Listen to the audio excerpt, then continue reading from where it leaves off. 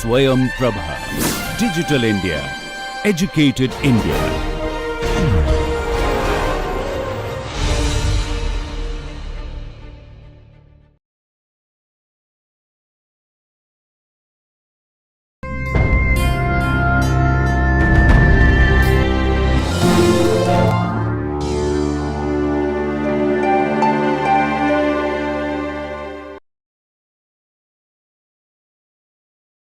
Welcome.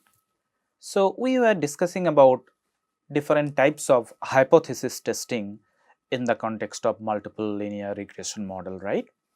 And today we will discuss another two important type of hypothesis that also we can test in the context of multiple linear regression model.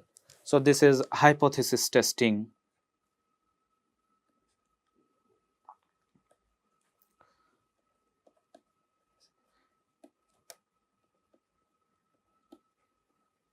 Hypothesis testing in multiple linear regression model.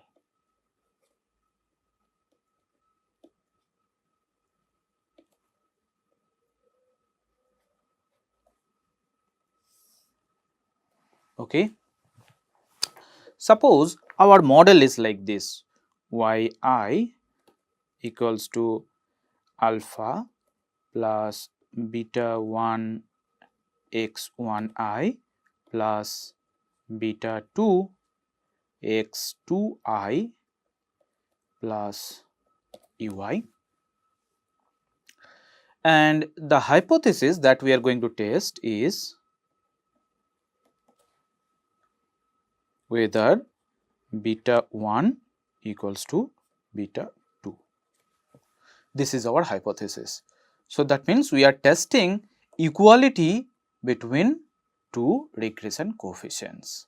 So, what is the name of the hypothesis? Equality. So, this is known as equality between two regression coefficients.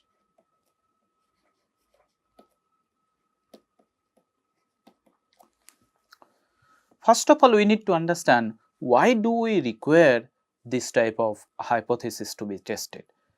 So, always we have to understand first the need. We should not do anything purely on a mechanical basis. So, we need to understand in what particular context this type of hypothesis is required to be tested. Suppose in the present example, yi is consumption, which is actually a function of income as well as wealth. Okay, income and wealth. So, what I am saying, in the present context, yi is basically consumption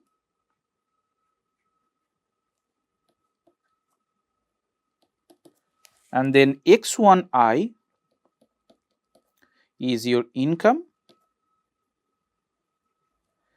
and x2i is your wealth.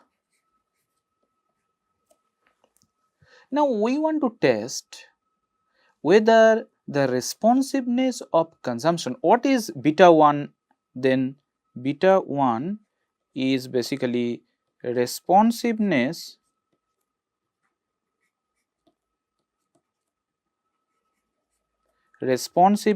of consumption with respect to income, and beta 2 is basically responsiveness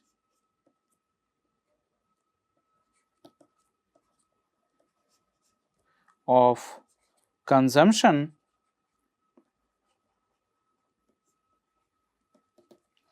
with respect to wealth. So, we are basically interested in a purely empirical question, when income changes by 1 unit, consumption changes by beta 1 amount, rather I would say that this would be beta hat, and after estimation this would be beta 2 hat. So, when income changes by 1 unit, consumption on an average changes by beta 1 hat amount, and when wealth changes by 1 unit, consumption on an average increases by beta 2 hat amount, and we want to know whether these two increments are same. That means consumers' response towards additional income and towards additional wealth, they are similar or not. This is our research question. If the research question is like that, when the consumer's income increases by 1 unit, what is the change in consumption expenditure? When the consumer's wealth increases by 1 unit, what is the change in consumer's consumption expenditure, and whether they are same or not. That is our research question. If that is the case, then we can test this hypothesis whether beta 1 equals to beta 2. Similarly, we can take another example. Let us say that this is your wage function. This is example number 2, where wage is basically a function of beta 0 plus beta 1 education plus beta 2 experience plus UI. So, that means beta 1 here after estimation, beta 1 hat is what? Change in wage for a unit change in education, which we can call it returns to education, returns to education.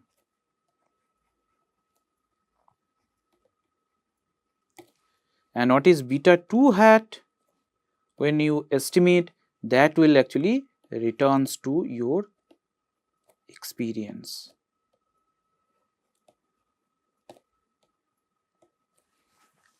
So, we want to know whether an individual's wage responds more towards education or towards experience. This is our research question. Okay?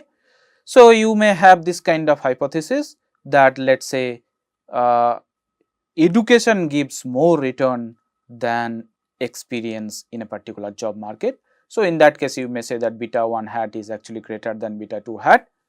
So, obviously your hypothesis would be beta 1 hat equals to beta 2 hat. This is our hypothesis. Okay? Or you can say that beta 1 equals to beta 2 in null hypothesis. So, that means when your objective is to test whether wage of an individual responds symmetrically towards education and experience or asymmetrically, then we can test this type of hypothesis. So, this type of hypothesis will tell you what is basically the important factor in determining the increment in wage. Is it education or experience? This is example number 2. Another example we can think of. Suppose we are estimating a production function and we have taken the logarithmic production function log of y equals to some alpha plus beta 1 log of labor plus beta 2 log of capital plus ui. This is our production function in Cobb-Douglas form. Here we want to know as a producer, let us say a producer. So, what is beta 1 basically? Beta 1 here, that means the responsiveness of output with respect to labor, and since we have taken these equations in log form, we can say that this is basically direct elasticity measure, right. So, we can say that beta 1 is elasticity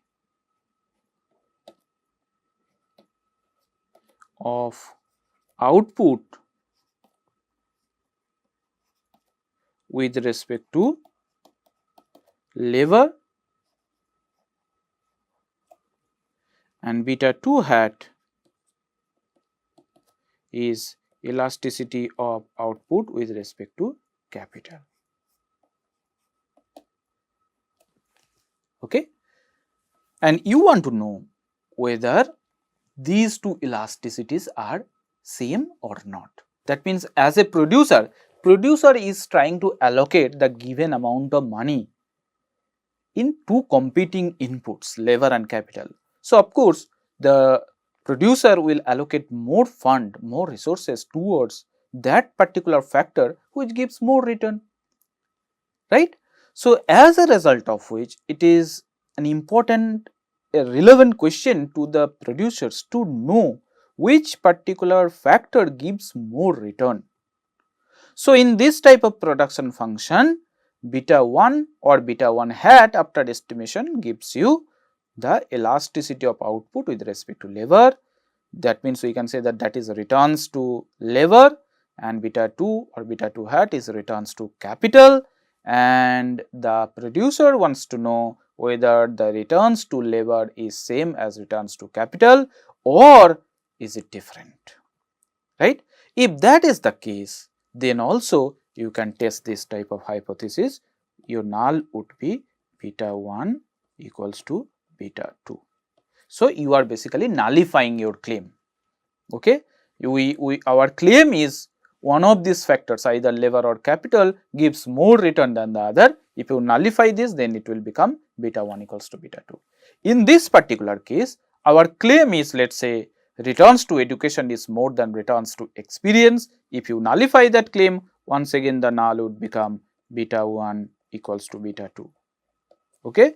And in the previous case, in example number 1, this is a consumption function, and we are saying that this is basically responsiveness of consumption with respect to income, and this is responsiveness of consumption with respect to wealth. And our claim is that, let us say, when income increases, consumers spend more of income on consumption rather than wealth. That is our claim. So, what is our claim? Our claim is that a consumer's consumption expenditure is more responsive towards income than wealth, and if you nullify that claim, then it would become beta 1 equals to beta 2. So, these are couple of examples from which you can understand the reason for this type of hypothesis testing. What is the hypothesis we are testing? Equality between two type of hypothesis.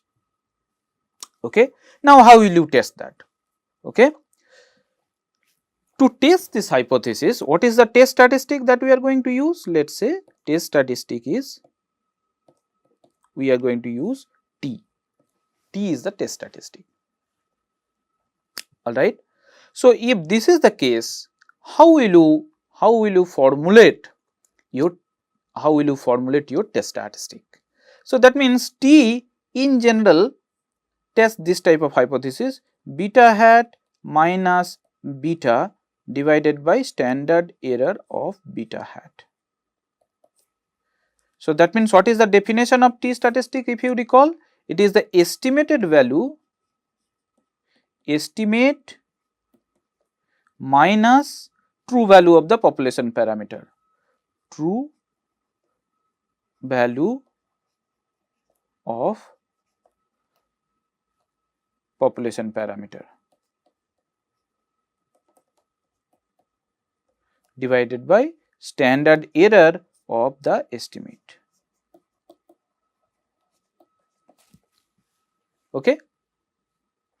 So, when our hypothesis is this, when our hypothesis is beta equals to 0, you can formulate this type of test statistic. Now, when you are thinking what would be our test statistic when beta 1 equals to beta 2, then what you can do, you can transform this type of hypothesis in this format. And if you transform this hypothesis in this format, then what will happen? Your hypothesis would become beta 1 minus beta 2 equals to 0, and let this beta 1 minus beta 2 call as some other variable z. Okay, z. Is this clear?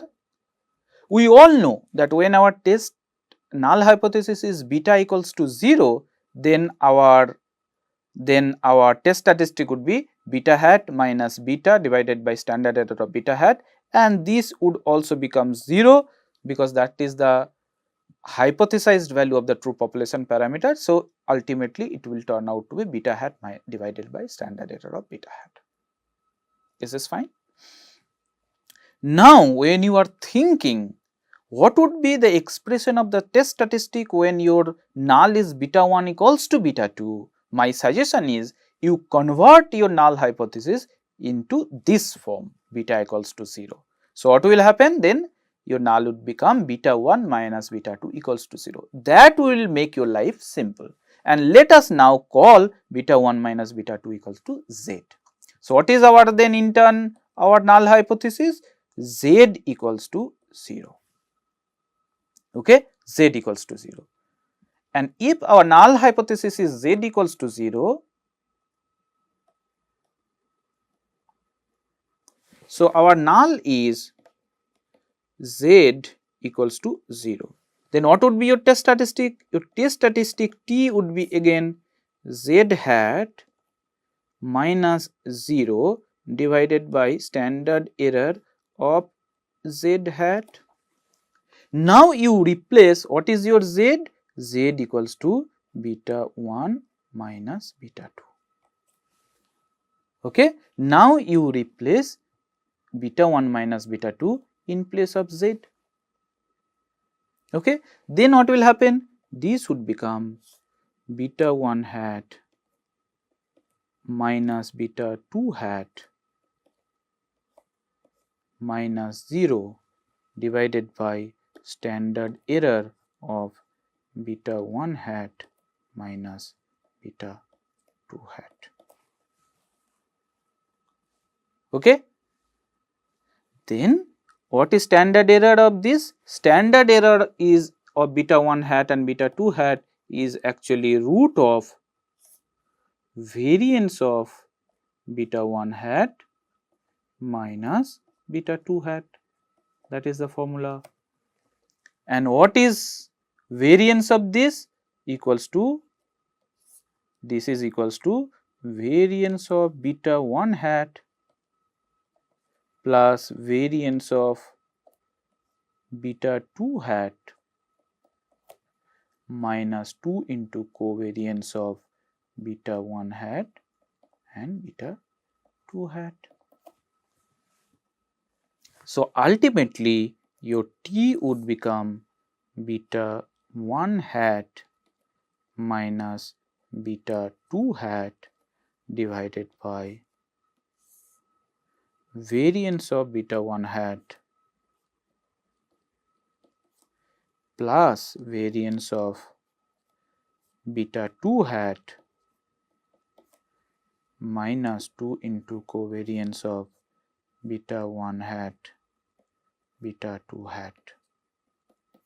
This is the formula. And this will follow a T distribution with n minus k degrees of freedom, or this is, let us say, here I have, this is n minus k degrees of freedom. Okay. So, what we have to do? We have to calculate this T and then we have to compare with the tabulated value. This is T calculated. So, once you estimate beta 1 hat, beta 2 hat and all these things, then you will get T calculated, and that you have to check if this is greater than T tabulated at 1% or 5% significance, then reject H naught. That means what was our null? Beta 1 equals to beta 2. So, that means you will reject your null, and saying that these two regression coefficients, they are not similar. That means depending on your context, in the first example, that means you will say that consumers respond differently when there is a change in income and when there is a change in wealth. Okay, change in wealth. Then in the second example, when you are estimating returns to wage, then you have to say that in the labor market, wage responds more towards education.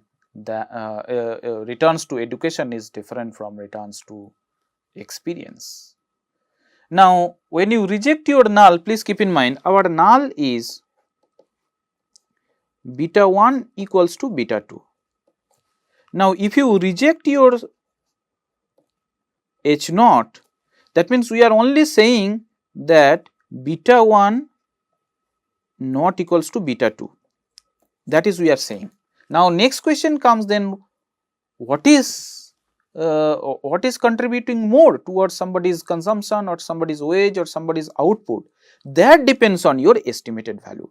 If beta 1 hat is greater than beta 2 hat, then we will say that that means education gives more return than experience. Or if we say that if the example is production function, we will say that output responds more towards labor than capital. So, depending on the context. So, you have to check what is the estimated value.